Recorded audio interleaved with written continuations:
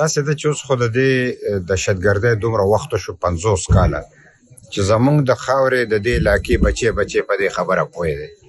دا که منظم کاروبار نه وي، که د دې شاته پیسه نه وي، د غټو ملکونو لاسونه نه وي او په دې کې خپل مفادات نه وي، نو دا به دومره نوک دی. دا تاسو خپله سوچ وکئ په افغانستان کې چې څومره حکومتونه بدل شو، نو دا یو حکومت هم داسې رانغو چې زموږ سره لګي. چې هر حکومت راځي خو موږ دا جګړه روانه دا ځکه روانه ده چې دې باندې مطلب لکه زموږ معدنیاتو باندې قبضه او د غټو خلکو مفادات پیسه ګټل دي، په هغې کې د پښتنو وینه تویدل دي، او خاص کر په پاکستان کې یو په پښتونخوا کې او بل په بلوچستان کې دا واقعیت مطلب په مختلف شکلونو کې کیږي. او اخوا چې کوم دی نو مطلب زه پنجاب یادوم او زه سند یادوم، هلته چې کوم دی امن دی.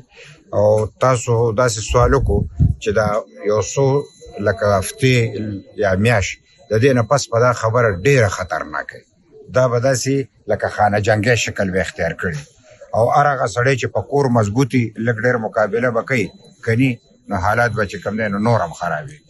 نو په دې وجه تاسو چې کوم سوال وکړو دا د دې خاورې بنیادي حق دی. مونږ امن غواړو، مونږ د تشدد خلک یو، مونږ چې کوم دی نو دلته تشدد خاتمه غواړو، او خاص کر مطلب چې د وفاق حکومت ته وایو او د صوبې حکومت ته وایو چې تاسو ذاتي مفاداتو لپاره جنگ مه کوئ، د قوم د مفاداتو جنګ وکئ او دا دهشتګردي ختمه کړئ چې دا قوم په ښه مطلب ژوند تیر کړي. او کني تبعید او تبعیه سره چې کوم دی داسې مشرقي پاکستان زموږ نه جدا شو، بنګلادیش شو، نو چې سبا دا ملک خرابېږي، نو چې نن پکې د چا مزې دی به مطلب چې مزې ختمېږي که نه. نو د عقل تقاضا دا ده چې موږ ټول امن ته توجه کړو، دهشتګردي ختم. د کشمیر دننه په کار دی چې د چا مطلب څه حق دی چې هغې سره خبره وکړي، لکه په زور باندې بلوچستان کې به زور کې، خیبر پښتونخوا کې به زور کې، کشمیر کې به زور کې، ګلګت بلتستان کې به زور کې، سرایکي کې به زور کې، پټوهار کې به زور کې. نو دا ملک ته که دا رساکشي ده. په کار دا دی چې ټولو سره د هر چا مسلې دي چې کینه ورسره حل کړي. هغوی خو خپلې مسلې یادوي، الیکشن ځان له شی دی، مسلې ځان له شی، مسلې چې په ارضي کې دی ختمول غواړي. ګوره موږ خو د ټولو ګاونډیانو سره ښه تعلق ساتل غواړو، او افغانستان زمونږ مسلمان رور دی. په کار دی چې هغه سره کاروبار لارې کولو وي، هغه سره لارې بندېدل. او دا په افغانستان کې هغه حکومت دی چې امریکې او پاکستان غوښتنو دی ناست دی، نو چې دی سره هم نه لګي نو دی به چا سره لګي. روغه په کار ده، لاره په کار ده. او دا اوس چې کوم مشکلات دي نو په دې کې چین او روس یو خبره کړې ده، نو دا خبره لږه رئیساره ده. نو که چېرته د هندوستان سره په مذاکراتو روغه کېدی شي، د اسرائیل او د ایران او د امریکې روغه کېدی شي، نو د افغانستان او پاکستان ولې نشي کېدی شي که څوک یې غواړي.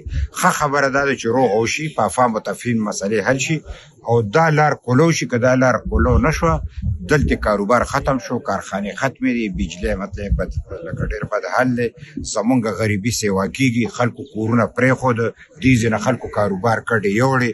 زما پښتونخوا چې کوم دی دا داسې شوه لکه شاړه ده، او صرف هغه دولت باندې خلکو نظر دی چې خدای ماله راکړی دی. نو دا دولت مانه سیک نه دی شته، دا دولت مانه انګریز نه دی شته، دا دولت مانه چې کوم دی نو مغلو نه دی شته. دا زما د پلار نیکه خاوره ده، او دا زما د پلار نیکه وطن دی، او دا زموږ دولت دی. په دې موږ د پخوا نه سر ورکړی، قرباني ورکړی. نن هم خلکو ته وایو چې که موږ سره رورولي کوي، رورولي کوو. په زور چې کوم دی دا موږ چاته پرېښی نه، په خپله دهشتګردي نه کوو، خو ځان پرې مړ کولی شو، خو خاوره چاته پرېښی نه شو.